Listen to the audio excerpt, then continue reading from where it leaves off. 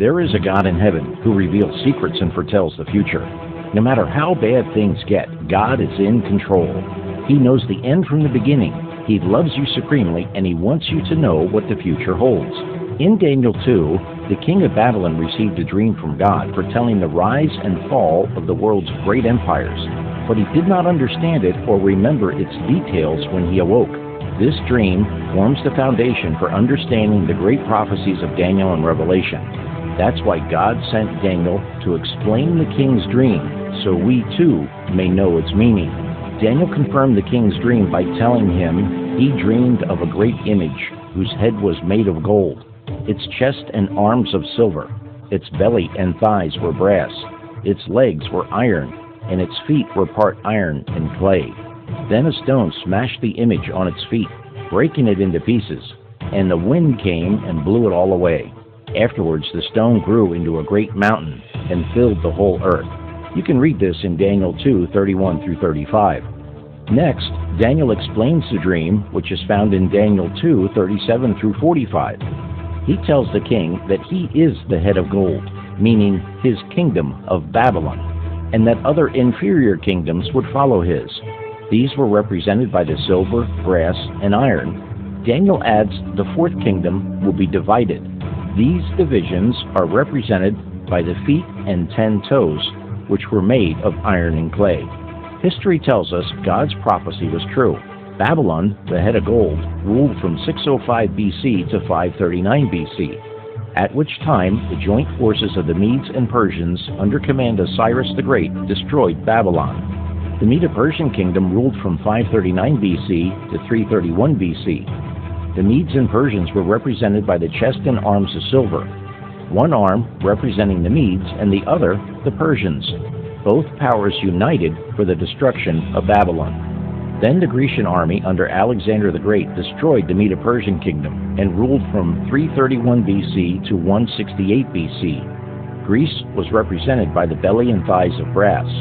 Rome was the kingdom of iron which destroyed Greece.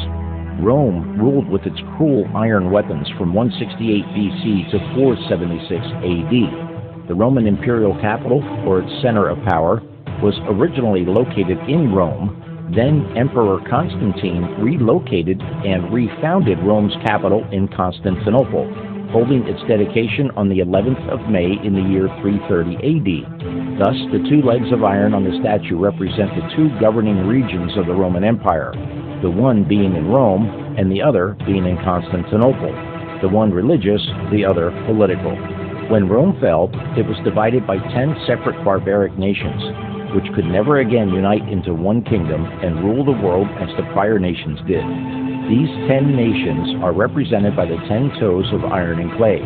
They eventually became the nations of Europe as we know them today.